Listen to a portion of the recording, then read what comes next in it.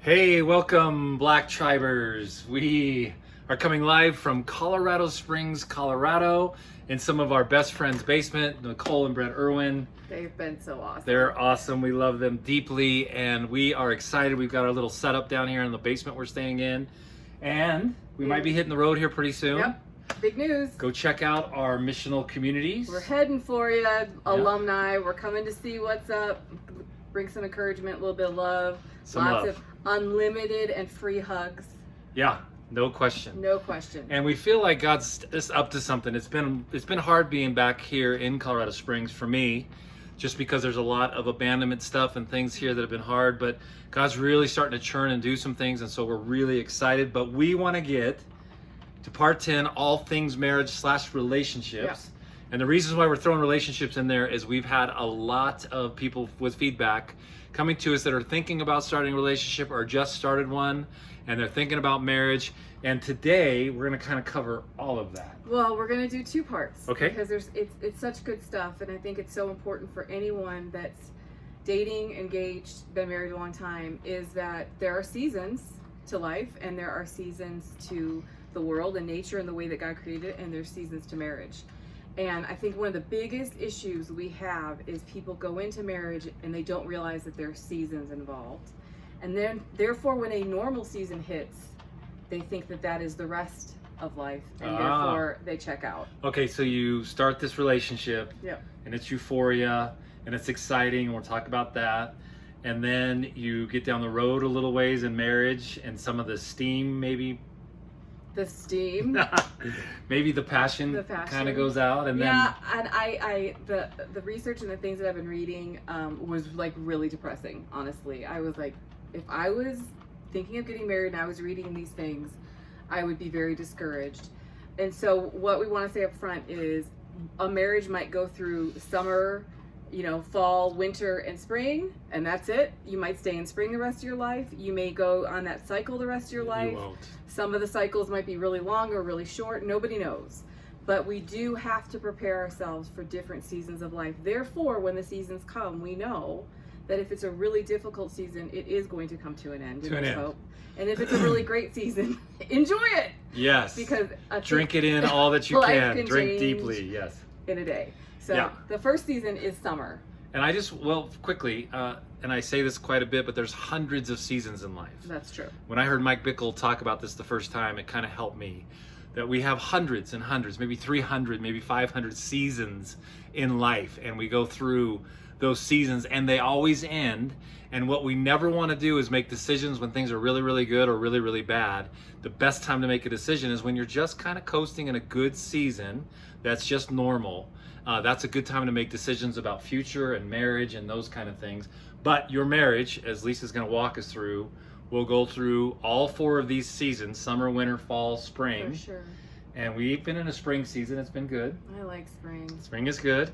And we were in a pretty hard season when we lost our son Michael, and we went into even darker than winter season. And so some of those winters can be just kind of surfacey, but then they can be really like a full-on blizzard for a long time, and you've got to know that that's going to end. And how do you sustain in the midst of that? And it all belongs. And it all belongs. Everything belongs. Okay, right? Read this first. So we're gonna Genesis 8:22. We're starting in summer. Is that what we're doing? We're starting in summer, babe. While the earth remains seed time and harvest, cold and heat, summer and winter, day and night shall not cease. Right. And so when I read that, I think God, speak up, baby. We got God literally promises us. He promises us hard times, and He promises us He'll always be with us. But He promises the changes. He also says the sun is going to come up tomorrow. Yes. And I am going to be there. And I'm unless you live in Seattle or south, the sun maybe never Stop. comes up. But meaning there's hope in the morning. But the point that you just brought up is that making major decisions in a really intense time, which is what most people do. Mm-hmm. Like we've talked about, a lot of people that lose their children their marriages do not survive. It's not a good time to make a major decision like ending your marriage after the loss of a child, because your emotions are raw and you're not thinking clearly, and you really, we'll talk about the winter season, but we're going to start with the summer season, because it's summer right now. It is. It's fun. June in Colorado, no bugs. humidity, no bugs. No bugs. It got really cold the other night. If you watched one of my videos, my Truth Talk Tuesday this week, wild radical storms over Pikes Peak. We had to wrap up in blankets because it was cold outside, and it was just this beauty and the honest of God on display right in front of us. That's Colorado. It's Incredible. beautiful. Summer's good. So if you think about summer and you think about weddings that you go to, the thing that's so fun at weddings is when you've been married for a long time and you go to a wedding and you see a couple that is truly in love, it kind of it sparks that passion in you again because you remember that season. And I do not want to say that that is an end of a season. It'll never be like that again. I believe actually as you overcome things, you go back to a summer that's way better than infatuation and first falling in love. But Yes. think about summer as in a marriage. The first thing you do is it gets hotter. It's hot. Yeah. And you strip down. Okay. Yeah. I like and this. so you're more exposed and you're more vulnerable. Yeah. Also in summer, just like, you see kids they're getting ready, they're at the end of school, they get a little wild. And like I always can tell when our students at G42 are ready to graduate because they get senioritis and it gets a little, they get a little more rowdy in the afternoon in class and we're goofing around a lot more and we're getting more silly because they're ready for summer. Right. And that is how we were, God made us that way. And so when you see a young couple that's infatuated and falling in love like that, it's actually a really beautiful thing. But the studies actually show that when you are first falling in love or you're first infatuated with someone, the way that your hormones react and your brain chemistry reacts is the exact same thing as addiction. As addiction. Okay, so there's high highs and low lows. So when I'm falling in love, Yes. So we've got a bunch of G42ers that just graduated or they're on practicum, and we've said this that like six couples came out of lockdown in Spain through COVID, and we've asked them all not to talk for a month, and I'm getting texts like crazy. Can I please talk to her? Can I please talk to him right now? But we just said, look, when you're in a really hard situation like that, you want to just make sure that your Slow down hearts a really little turn bit. towards one another. Mhm. But they're falling in love. They're falling in love, And it's like exciting. a drug. It's like a drug, and it really is. Your body, your brain is releasing serotonin and dopamine, which is why people get addicted to drugs. It's because it feels good. And I remember thinking that when we were engaged, it's like I can't even imagine like really fighting or being mad at him or being frustrated or and our kids were they were young and they were so cute and everything was so great, and it was just like whenever I look at our wedding pictures I was like I was so freaking naive. Not that I shouldn't have married you, but that I thought it was always going to be that way. Yes. And had I was only 30, but I think an older woman, saying, hey, seasons come and go. Because when our season hit, that was very difficult. I was sure that, the first place we all go to is I married the wrong person. I made a mistake. I did something wrong. The offense grows. All those different things grow because it doesn't look like summer anymore. Right. So what if we started looking at the summer of our love as being the groundwork that we refer to for the rest of our lives? That we're not necessarily trying to get back to summer, but we're trying to get back to summer even better. Okay. Because we're no longer just infatuated. If we go full circle through all of these seasons, we're not just infatuated anymore. Now we're actually in love, but we have a foundation. Okay, so we're in a summer season of marriage. We're drinking that in deep because we know that season's going to end, and we hope it doesn't. We pray it doesn't, but it's going to, right? And so we learn. It's going to change. It's going to Let's change. say it's going to change. I don't like all this negativity. Changing seasons. Ticks me off a little bit. But what we got to learn is what in that summer season did we find that made our hearts come alive? Well, just think about how horny you were in Whoa. the summer season. I mean, we Yeah. got all these couples that are coming around us. They're like, we want to have sex so bad. And we're like, remember that the rest of your life. Yes. Remember how you felt. Don't stop Remember, having sex. It's Yeah. not your body. Exactly. But like, I had a physical reaction to the sound of your diesel truck. Yes. Because your diesel truck meant you were coming home. I could smell your skin. I had backup. I had cover. I've got protection. I've got it was going to be fun because you were coming home. Yeah. And so that still sticks in my mind now 20 years later. When I hear a diesel truck, I'm like, I literally get a flutter in my Pray heart. me in another diesel truck. You I'd don't love to need have a one diesel here in the truck. States. It's not Come on. realistic. Yeah. It's not real stuff. But it's a place that you remember that beautiful time where you're getting to know each other, you're getting to know each other's bodies. And people that stay married for a long time and are not happily married anymore, they've forgotten why they fell in love with someone in the first place. That's true. I mean, that's what happens. Yeah.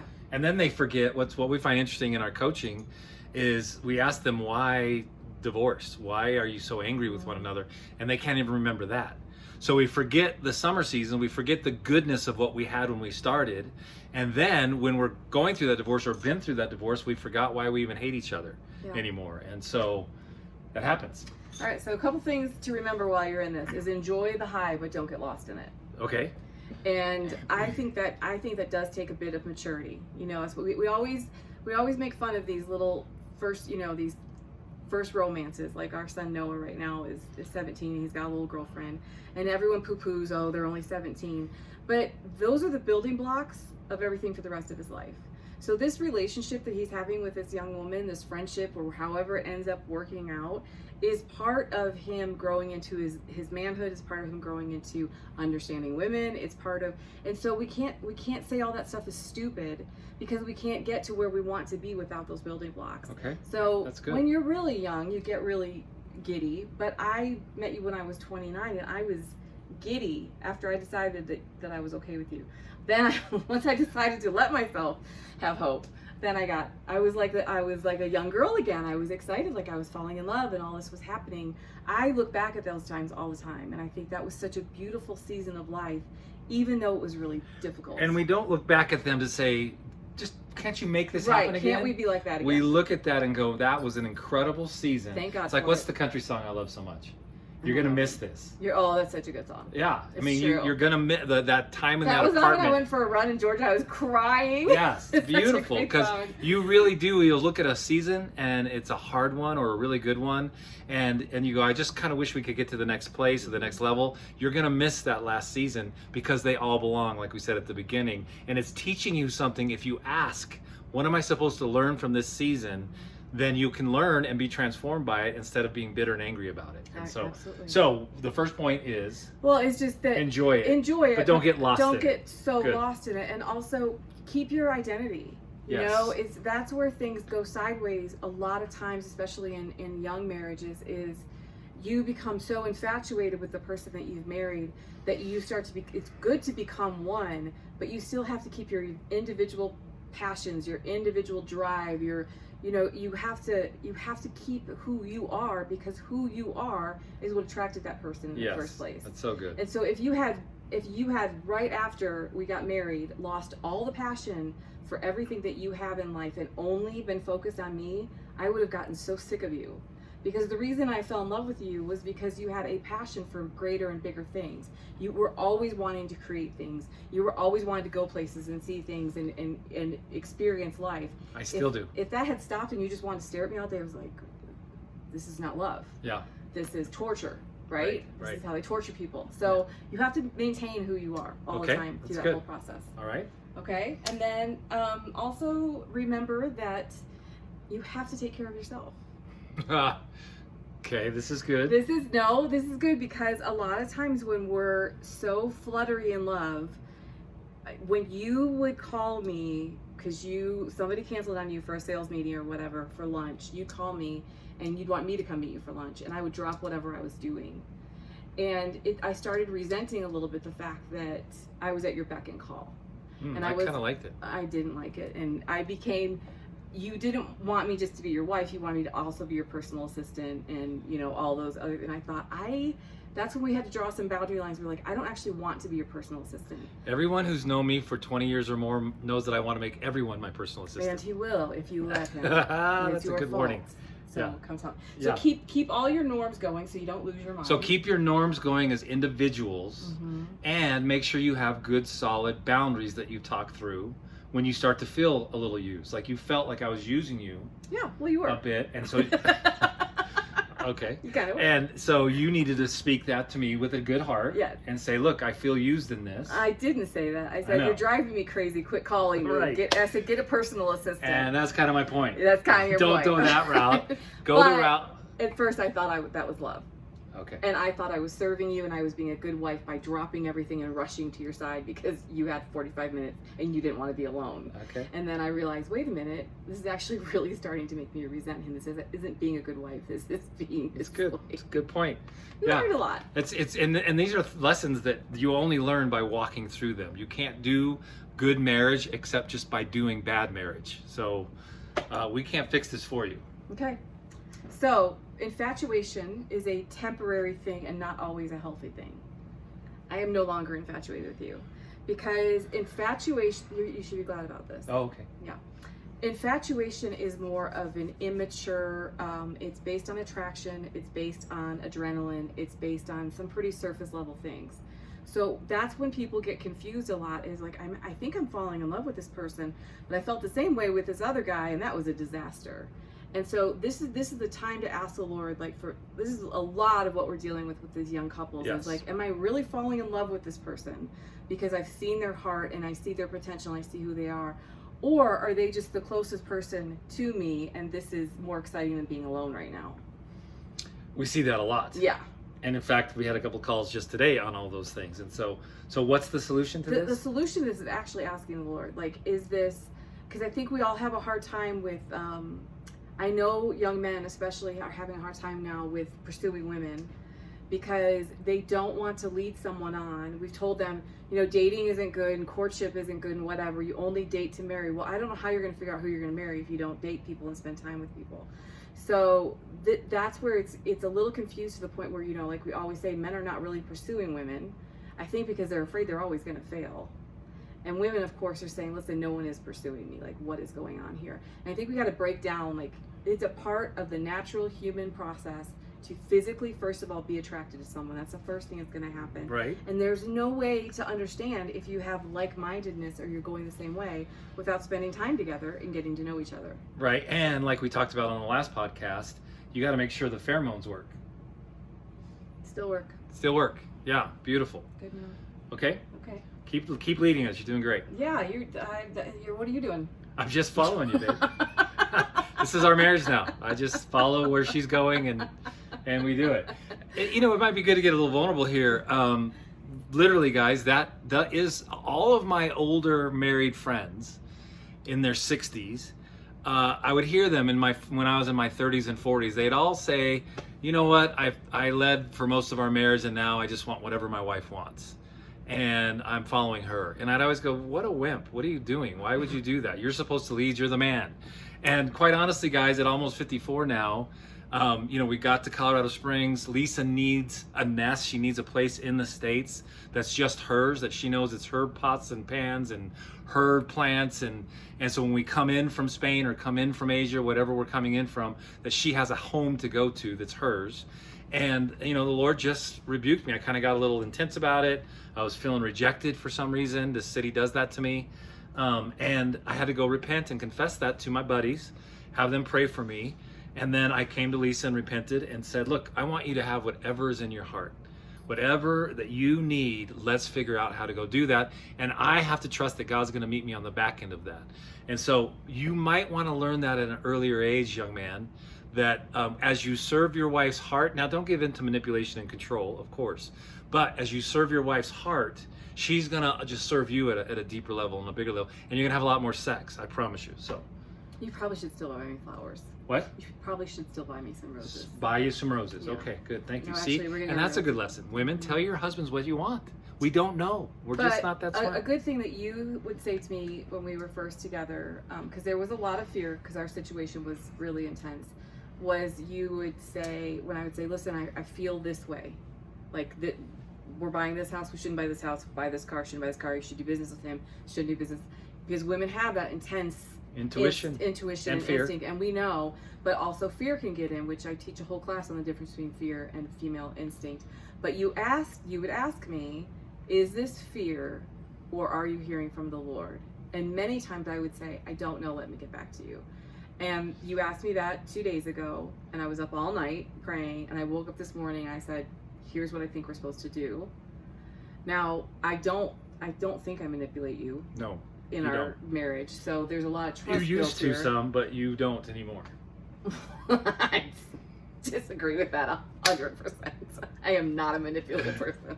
I'm persuasive. Persuasive. Okay. Okay. There you go. All right. So just thinking of this example because I was thinking about Bible characters, and one of the discussions we seem to always have with our fellow leadership is the Bible literal? Is the Bible not literal? Is it a story? Metaphorical, Who allegorical. cares? Right. I think it's all real. But It's yes. It's just yes all and those yes. things. But yes. I was thinking how interesting it is that characters in the Bible are not heroes that are protected. They're not the novels we read where the heroes that we fall in love with end up having a happy ending. Right. Most of our heroes in the ending die horrible deaths. And so I was thinking about Jacob and Rachel because scripture says that he saw her, he went to her father, said, I want your daughter Rachel. She's hot. He said, okay. He worked for 7 years, but scripture says it was like a day because they stayed in that summer season for 7 years. Let me read it. It says this. It says, so Jacob served 7 years to get Rachel, but they seemed like only a few days to him because of his love for her. That's poetic and allegoric and all the things. What if what if my dad said you couldn't touch me for 7 years until you built a fence for him? I wouldn't have waited. You wouldn't have No, waited. I wouldn't have. You wouldn't have waited a week. I was too horny. You would have been like, sorry, Bill, she's not worth that much. 7 minutes, I'll wait. 7 years, not so much. You know, I think now how long would you wait? Oh, That's the right answer. I've waited forever, and I'll keep waiting. Now he actually waited 14 years. Yes, but the scripture only says that they were like in that summer season. First 7. First 7, they were so in love that it was like what? And I know couples like that like they wanted to finish school, they want to do this, they want to do that, and they waited and they waited and they waited and they got married. And I was like, wow, that is real love. Like that's intense. Not to say that the short engagements don't do that as well, because they do. Okay, but they also then came into the fall of their marriage. Okay. And so after summer. So they were in the summer. It was like a few days to Jacob, and then they hit the fall. Mm-hmm. Okay, what did it look like in the fall? Well, what does it usually look like in the fall? Dark, tarred. No, fall's beautiful. I love the fall. Okay, but what does it look like? It gets a little colder. So when it gets a little colder, first thing we do is start to cover up. Okay. Good analogy, don't you think? Yes. You start putting on your Bronco sweatshirt, and I put on a bigger sweater or whatever. We've gone from that vulnerable place in summer where we start to cover up. Okay. And I heard a young bride say to me the other day, and I will not mention her name, but she's so gorgeous. She knows, she'll listen to this, she knows. And she said to me, I realized when I'm fully naked in front of my husband, everything's great. And I realize when I want to cover up, there's something going on in my heart. Okay. She didn't say there was anything wrong with him. There was just something with her. And I thought that is really interesting because women do tend to physically cover ourselves when we feel vulnerable in any way, yep. Which men will they'll fly out. Doesn't matter. It doesn't faze them in what way. But that's when we're coming off of this high from this addiction of this love, and everything's so amazing and so shiny and so. I mean, you think when you first get married, like your pots and pans are shiny, and your dishes don't have all the cracks in them, and they, microwave works perfectly. Everything, things are working, and just, your first 1-bedroom apartment is the most exciting thing in the world because you're together, and you don't even care if your mattress is on the floor. You're just happy. Then you move into this fall of life where you're getting to know each other on a deeper level, and everyone says the honeymoon's over, which I don't appreciate because that's implying that it's never you never get back there. Which I think if we went and did our same honeymoon 20 years ago this week, we would have even more fun than we did 20 years ago. Yeah, well, we kind of do. We kind of do. Yeah. So it's not that it's over, it's that it's a new season. It's fall. It's getting a little, and you're going a little deeper. And when we go a little deeper with people, we start finding out the realities of their heart. Okay. And then what do you think usually happens then? Well, then we have to come kind of answer some questions, right? Mm-hmm. There's questions about, all of a sudden the things that you maybe didn't notice are starting to bother you. And then all of a sudden things that you never talked about, like there was one time you and I never talked about when we were dating or engaged about vacationing with other families. And about a year into our marriage, you were like, they're such a fun couple, we should go on vacation with them. And I was so offended that you would even suggest that, because to me, us going on vacation would be alone time with each other and with our kids. And to bring another family into that would turn my beautiful sanctuary into work and chaos. Yeah. And so we got in a huge fight about just you mentioning it. I don't remember this, but I'm sure we were at a resort when it happened. Okay. And I was just like, why would you even suggest such a vile thing? But now, of course, we vacation with people and we have a great time. But Right. that's how, that never came up until 2 years into our marriage. So that to you is kind of like in a fall season of where all of a sudden this all of a issue sudden comes things are up. starting to come up. Okay. You know, Yeah. and financial stuff starts to come up, and differences come up, and things are said like, you know, well, we've always, I think we always do that. Like, well, my parents always did it this way. My parents always did this way. And then when we start to see those changes, if we didn't talk about it, sometimes we're surprised that, and then, you know, if any kind of offense comes in, if we feed this fall season instead of saying, okay, we are different people. Right. Trying to become one flesh. Yeah. You are completely 100% complete in yourself. I'm complete in myself, but we're trying to become one person. That's a miracle. Like, that is the actual picture of what God does. God is trying to become one with us. He's complete. He's got it all together. He's not the problem. Yeah. We have some adjusting to come into his world and become one with him, and that's what marriage is a picture of. And so there's some really tough times in there. Yeah. Chilly times, fall times. Yes. Okay. But and so how do you work through those? Well, just acknowledging the fact that it's probably going to come. Okay, so you sit and you say, look, there's probably some hard times Yeah, coming. yeah. We're not going to create them. We're not Right. going to speak them We're in not negativity. we're not looking for them. But we know they're coming, and the best thing to do there is make sure you're having these kind of conversations in the summertime, so that you're not fighting and there's nothing happening. There's no great big huge emotion, but you can talk about, hey, how do you like to vacation if you're new in marriage, right? Maybe some of us that have been married for a long time need to have these discussions now, right? We do a lot of coaching with older couples who are struggling now because I never knew this was important to her. And 20 years after we've been married, and I still didn't know. So it's probably really good to be as open and honest. And I will say this for us guys, we normally don't know. No, you guys are pretty simple. We're simple, and we don't know. And women, you have to be okay with that. You've got to be okay The with. biggest mistake a woman can make is thinking that a man's mind works like hers. Yes. Because they don't work anything like ours. And instead of being mad at them for not being able to read our mind, or being upset with them that their mind doesn't work like ours, or accusing them because we think they do, is just to ask them, like, this is how I'm thinking, tell me how you're thinking. Yeah. You know, this is what I value, you don't. But I thought it was very interesting if you go to, do you want to read Genesis? Genesis 30, verse 2. When Rachel saw that she was not bearing any children for Jacob, she envied her sister. Give me children or I will die, she said to Jacob. Jacob became angry, which he should have, with Rachel and said, I am in the place of God who has withheld children from you. Then she said, here is my maidservant, Bilhah. Sleep with her, that she may bear children for me, so that through her I too can build a family.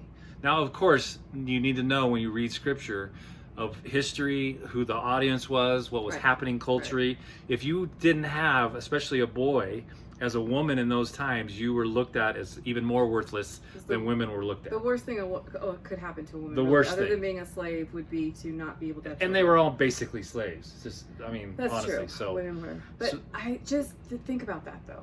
okay. She's basically saying, this is a couple that was so in love that for 7 years they stayed in this summer, infatuated, romantic place, even though they couldn't be together, even though they couldn't have sex, even though they couldn't live together or do any of those things.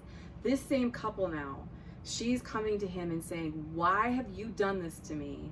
I am so miserable, I want to die. She's basically threatening suicide. And he's so angry with her for putting him in that position because he has no control, that he burned with anger. Burned, yeah. And I think, how many times do we get in a situation as married couples that we have absolutely no control over, but we still blame our spouse? Wow. And then we manipulate. So we are in a situation that we cannot control and we cannot fix, and their tendency is to blame the other spouse. And that happens a lot. Happens all the time. Happens all the time. Yeah. And so what makes you aware? What did Rachel do? I mean, obviously the story ended good. She had babies. Yeah, she had babies. She got her babies, but she also died after she had her babies. But you know, like I said, well, we all stories. get a happy ending. Yeah. There's a couple babies I had. I thought I was going to die while I was having them, but I didn't. No, I think that it goes back to the pulling away from, because the fall season really is a season where you are going to start to get an offense because things aren't like they were in the summer season. Then what we usually do when we get an offense is I start only looking at you and I quit looking at myself. And as soon as we get to that, then we usually start to build on that and build on it. And so the simplest comment, the simplest, I can't believe he pulled his car in the driveway that way, now I can't get out and get the groceries out, is this huge offense in your mind because it's built on all these other things that someone might not have any control over. So you did some dumbass things in our marriage that cost us a lot. And I was really ticked about them. Yep. But there was also a lot of stuff that happened in our marriage that we had zero control over. Right. And I still got mad at you. Yes. And I would tell you, my anger was, I blamed you for everything. Because the one stupid thing built on the actual things that no one but God could intervene in some of the stuff we were going through. Yep. And that's what caused a huge wedge between us in our fall season. That's what took us into winter. That's what took us into winter. And let me say this, guys, that if you're offended by your spouse, it's your issue. And let me define that. That God is the rock of offense, he says in Isaiah. I'm the rock of offense. So if we're offended, it's because something's off in us. And so we have to take responsibility for that offense. That's why he says you have to walk in a constant state of confession and forgiveness. And so if you're off in your heart towards your spouse right now, you need to go look at your own heart. And you need to confess, I'm off, I'm feeling offended, Father. I know only you offend. And so can you bring this to the surface that I can get healed from this? Really, and you've got to get really real about it. And then you got to go repent to your spouse and you got to say, I've been holding offense against you for something that you have no control over. Or maybe she does, maybe he does. Maybe they're peeing all over the floor in the bathroom and they do have some control. So sit the hell down on the pot, right? And pee that way so there's not pee everywhere. There are some things that we just go, as men and as women, we go, well, you know what? You got a right to feel off on that because I know I've been doing that. And I think the key in all of this, obviously, when we're headed from fall and we're maybe pushing towards winter because we have offense and anger and bitterness in our hearts growing towards one another, is that humility is the key, the only key to keep your marriage together and keep it healthy. And I'm going to make a sexist statement, so Okay. everybody hold on. Uh-oh. I do feel like this is a time for men to lead. To lead, yeah. I do. I feel like when things start to go off course like this and a woman is feeling wounded and feeling emotional or feeling betrayed or feeling whatever, a man humbling himself, whether he was wrong or not, if that woman doesn't soften in that, she has issues beyond, that go way, way beyond just what happened in the marriage. Wow. But when, like this morning, when you humbled yourself, I was prepared to not speak to you for days today. Gloves up. Pretty ticked. And you grabbed my hand and you prayed that would have, 20 years ago, we would have never done that. 20 years ago, we would have not spoken for days and our kids would have felt awkward and everybody would have felt awkward and right. It would have been And awkward. again, let's say it. It's okay to fight. It's okay to be awkward. It's okay to not talk to each other for a couple days at a time. You're learning. But now I know, even if I was right in the argument, I don't need to be right anymore. There's nothing to be right about. I want peace in my marriage. Now, I don't abdicate and become a little wussy and an emasculated Which man. I don't want. Which many men do become that. Many men just go into silence and they don't father, they don't lead anymore. We hear it all the time from our interns that my dad was just silent and my mom ran the home, and we talked about this a bunch. We don't go silent, men. Adam went silent, and that's why Eve ate the apple. We have to say it. But you know what? When I humble myself and I say, look, baby, I whatever I'm doing wrong in this, please forgive me. I need to be aware of that. I need to fix that and adjust that. I love you. And I don't need her to respond. I don't need her to say, oh God, babe, you're right. I'm being a bitch, whatever. I'm not looking for that. I'm honestly, from a pure heart, humbling myself to say, let's get to the next level together. Because I usually know now, in fact, I know every time. Today, I knew that the enemy was getting in there because we've been talking a lot about Jezebel spirits. We've been talking a lot about maybe having a place here in Colorado Springs again. And the enemy loves to get in that space in our marriage, and he loves to turn us against one another so we're not hearing clearly on what's the next steps. And so I'm going to repent of that quickly every single time to get us equal again, equilibrium, okay, so that we can hear well together and get somewhere. Well, and on the flip side, a few days ago, you were not okay, and you were just really upset and really distracted and, kind of short. And we were in the car, and I said, pull over, take off your sunglasses, look me in the eye. I am your partner. I am on your side. Everything I do is for us. I will do whatever you think is best for us. I'm not here to destroy your life. I'm here to make your life better. Yep. Don't forget who I am and who I am in your life, because I'm not abandoning you. Right. I could tell that you were feeling that from, I don't know where that was coming from, but I'm not abandoning you. I never have and I never will.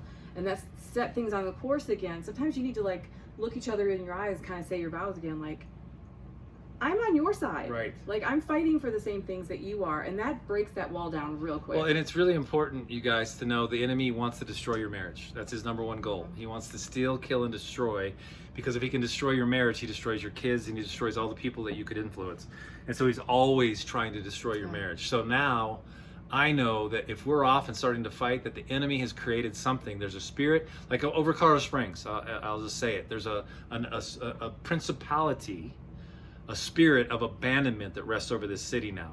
It used to have this warrior, beautiful call on it, but the churches here they're divided, they don't work together, the ministries kind of do their own thing. There's just this, if I do it, then I'm going to feel abandoned or rejected, and so there's this individualism that's come in. I was carrying that without even knowing it. And when I confessed it to my buddies on a phone, on a prayer call the other morning, I suddenly became aware that, oh my gosh, I'm dealing with this issue of abandonment, this spirit. So I just prayed against it. I had to go to war a little bit and just pray against that spirit of abandonment, and then come to Lisa and repent. And we had 2 miracles happen instantaneously as I did that. That's they happened literally. I'm on the phone call with one, getting an answer, and I'm getting a text from somebody else, the same answer. All the stuff we were worried about. All the stuff we were fighting about that day. But right? Got solved instantly. That's usually the breaking point, though. Yeah. Because we're looking at, if we're going to use 7 years as an example, which there's a movie out years ago called The 7-Year Itch. A lot of marriages break up in the 7th year. Yeah. So there is something spiritual there in is. that cycle. And the number 8 means completion. Yeah. So if you could just get past, it doesn't matter how many years it actually is, that 7-year thing, and it does work in that way for a lot of people.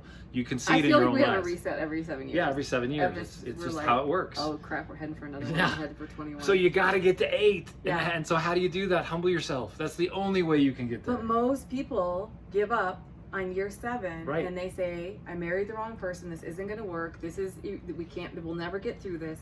If they would look at it as this is a season, of course, once again, disclaimer, outside of spousal abuse, and I'm talking about just normal life that all of us go through, which normal life for us has been death, bankruptcy, and destruction, but that was our normal life. And beauty and fun and all dancing and wine tasting. Wrapped in all together at the same time. Yep. Crazy. Yep. It's like this, I was writing about Michael the other day, I said he was like the sun wrapped in barbed wire. Yes. That's kind of how our relationship is. Like Yeah. the sun wrapped in barbed wire. Isn't that beautiful? That is. But that's the point, is it's a season. Yep. And it's gonna end. this also is, if you're going by years, this is about the time the babies start coming, or the babies don't start coming, which both are going to cause major stressors. If you want to have a family and it's not happening, that is a huge stress on marriage. And having children is a huge stress on marriage. Yes. But people get stuck and they think this is it, this is the end, and they end a lifelong covenant because they were in a season. Yep. That's what you have to be aware Okay, of. so we covered summer, incredible, euphoric, enjoy it, learn to find the good in the summer, drink it in really deep, because that season's changing. Epic memories. And then you can go into a fall season where you start noticing some really just off things about your spouse. Fight through it. And then your offenses come up, and that's where you get to go, okay, we might be going into winter, and if you make a choice to get into anger and into unforgiveness, you're going to go into winter, I promise you. And then we'll help you. What do you do if you're in winter? And we'll talk about that. That's next time. Winter and spring. Ooh, spring. We love spring. I gotta tell you, just like I've said, I've been rich and I've been poor. Rich is much better, and I've been in the winter and I've been in the spring, and spring is a lot better. Spring is much better. Marriage spring is so good. I learned a lot those other seasons, but I have no desire to revisit them. All right, guys. So our Patreon people are watching this on video. I know you don't like staring at us so much, but it is kind of fun to do this on video. That comes out every Wednesday, exclusive for our Patreon people. It's patreon.com/Gary and Lisa Black.